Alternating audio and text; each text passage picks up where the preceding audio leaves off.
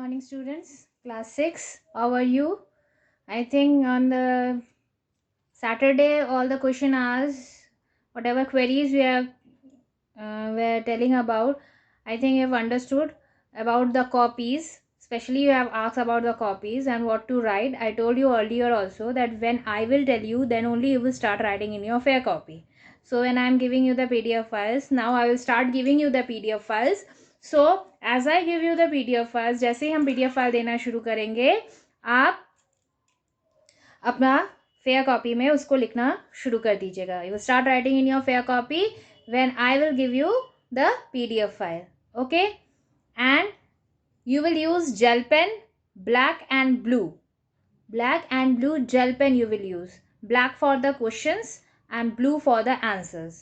Okay, only the gel pens you will use, not the ball pens. No whiteners are used in the copy. Okay, you will not use the whitener. अब ये whitener use नहीं करेंगे. आप ink eraser use कर सकते हैं. अगर आप कोई गलती हो जाती है तो आप इंक इरेजर यूज कर सकते हैं. Don't tear the pages. Page फाड़िएगा नहीं. ठीक है, अगर गलती हो भी जाती है तो you can stick the page. Okay, but don't tear the pages. What happens, and if you tear one page, then then the other pages will start coming out from your copy. So don't tear the pages. Okay, if there is one line mistake, just cut it just once you cut it. Okay, and then start writing. So be careful when you are writing. Neat and clear work should be there. And as you done in your fair copy, on Saturday you can click the pic and can show me. When there is a question you can show me how you have written in your copy. Okay, so it should be neat and clean. Okay, no drawing and coloring on that. Okay, because it is a computer copy, not English or Hindi copy where you have to draw anything. So just use the blue and black pen for write the answers. Okay, आप उसमें कोई decorating चीज़ मत कीजिएगा. Just आपको answer साफ लिखना है. उसको जैसे मैंने बताया है वैसे लिखना है. ओके, कोई कलरफुल पेन्स यूज़ नहीं करना है. सिर्फ black and blue pen use करना है आपको. And be very careful when you are writing anything. Okay, so in the previous video I told you about the languages.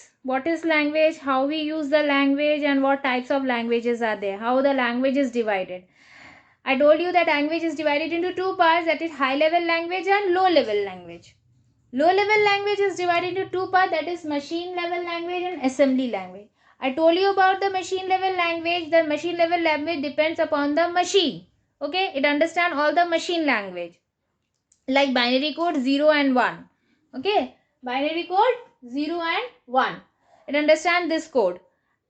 ये सिर्फ बाइनरी मशीन लैंग्वेज समझता है. जो बाइनरी कोड होता है जैसे 0 and 1. ओके, और असेंबली जो होता है वो सिंबल्स यूज करते हैं. जैसे एंड हो गया, @ हो गया, हैश हो गया. This type of symbols use करते हैं वो. ये इस टाइप का सिंबल्स यूज करते हैं. ठीक है, इस टाइप का सिंबल्स यूज करते हैं वो. तो it is little bit easier than machine level language. ये थोड़ा बहुत ईजी होता है, लेकिन फिर भी ये एक मशीन लेवल लैंग्वेज के ही अंडर में आता है. It is like a machine level language which can understood literally by a machine. ये मशीन से ही समझ में आता है. उसके यूज़र को समझने के लिए इसके हार्डवेयर्स को समझना पड़ता है कि कौन सा हार्डवेयर यूज़ हो. आपको मैंने बताया है हार्डवेयर्स क्या है जो हम यूज़ करते हैं इंस्ट्रक्शंस और इन्फॉर्मेशन लेने के लिए. तो इसको समझने के लिए हमें हार्डवेयर्स की ज़रूरत पड़ती है कि हम कौन सा हार्डवेयर लें तो जाके ये लैंग्वेज समझ में आए. ठीक है, देन दिस लैंग्वेज कमांड्स के लिए ये होता है. जब हम प्रोग्रामिंग लिखते हैं तो कमांड्स में भी ये सिंबल्स यूज होते हैं. ओके, एडवांटेज क्या है? Assembly language is easier to understand and use.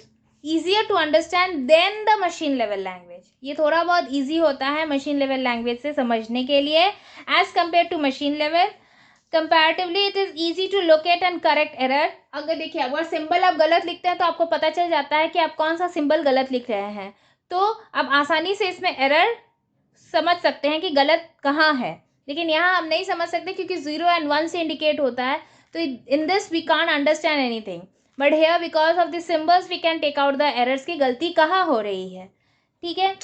It can be easily modified, इसमें हम सुधार भी कर सकते हैं, लेकिन इसमें हम सुधार नहीं कर सकते क्योंकि हमें बाइनरी कोड नहीं समझ में आता है और बाइनरी कोड में हम कुछ कर भी नहीं सकते। लेकिन सिंबल्स को हम चेंज कर सकते हैं, अगर कोई गलती है तो इसको हम गलत को सुधार भी सकते हैं, मॉडिफाई भी कर सकते हैं, लेकिन इसमें हम मॉडिफिकेशन नहीं कर सकते हैं। लेकिन इसका डिसएडवांटेज क्या है? Like machine language it is also machine dependent, ये मशीन डिपेंडेंट ही होता है, यूजर डिपेंडेंट नहीं होता, ये मशीन डिपेंडेंट ही होता है। जब तक मशीन को नहीं समझ में आएगा, ये मशीन से ही काम करता है। Since it is a machine dependent the programmer also need understand the hardware, मैंने पहले बताया है कि इसमें हार्डवेयर की जरूरत पड़ती है। अगर इसको समझना है तो ये समझना है कि इसमें कौन सा हार्डवेयर यूज हो रहा है, ठीक है। तो मशीन से ये थोड़ा आसान होता है, लेकिन क्योंकि ये भी मशीन डिपेंडेंट होता है तो इसको समझने के लिए हमें हार्डवेयर की जरूरत पड़ती है, ठीक है। अब आ जाता है आपका high level language.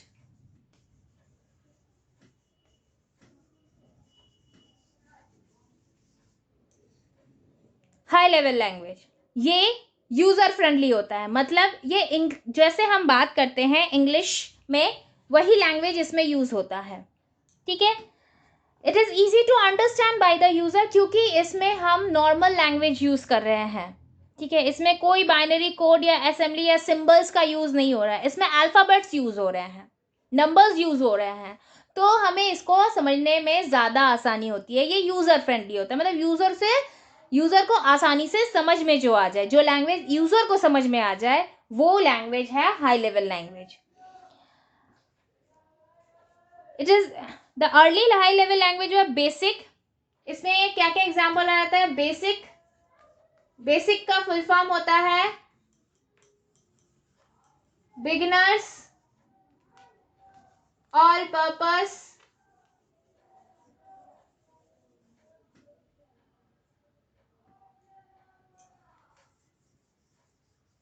Symbolic instruction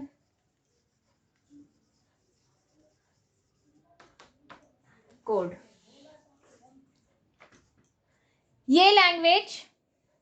ये जो लैंग्वेज होता है ये हाई लेवल लैंग्वेज है। जब हम कोई भी प्रोग्राम शुरू करते हैं तो फर्स्ट इसी प्रोग्राम से शुरू करते हैं, क्योंकि ये बिगनर्स फ्रेंडली होता है, बिगनर्स ऑल पर्पस, बिगनर्स के लिए होता है। जब हम पहली बार कोई प्रोग्राम यूज करते हैं, जब यूजर पहली बार कोई प्रोग्राम लिखना शुरू करता है तो इसके लिए ये बेसिक होता है। पर्पस सिंबॉलिक, सिंबल्स यूज होते हैं। इंस्ट्रक्शन, जो इंस्ट्रक्शन हम देते हैं, कोड मतलब जो हम दे रहे हैं, इंस्ट्रक्शंस जो हम दे रहे हैं कोड के हिसाब से दे रहे हैं, तो ये होता है beginners all purpose symbolic instruction code. ये सारे लैंग्वेजेस यूज होते हैं। और भी लैंग्वेजेस यूज होते हैं जैसे फोटोन, कोबोल, LISP, C++, जावा, ये सब लैंग्वेजेस यूज होते हैं किसमें?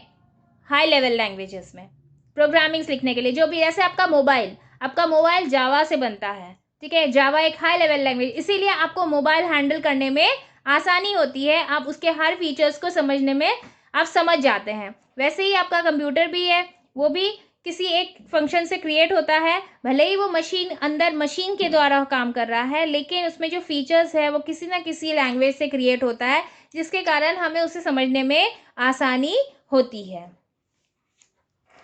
दे are also known as third generation of language. मैंने बताया था लैंग्वेज में भी जनरेशंस होते हैं, ये थर्ड जनरेशन लैंग्वेज है जिसे हम आसानी से समझ पाते हैं, ठीक है। थर्ड जनरेशन में हम बताए थे हम कौन सा हुआ था? इंटीग्रेटेड सर्किट, ठीक है।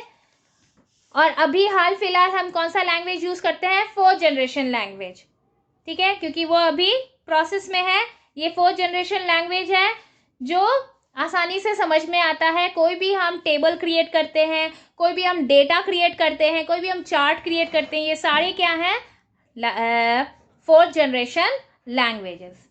सो इसके एग्जाम्पल्स इस एडवांटेज क्या हो जाते हैं? इसके एडवांटेज ये हैं कि ये यूजर फ्रेंडली होता है, इजी टू लर्न होता है, बहुत आसानी से हमें ये समझ में आ जाता है। They are problem oriented rather than machine based. Problem oriented, जो प्रॉब्लम होता है उसको आसानी से होता है, मशीन के लिए नहीं होता है, यूजर उसको आसानी से सॉल्व कर सकता है, मशीन की जरूरत नहीं पड़ती है।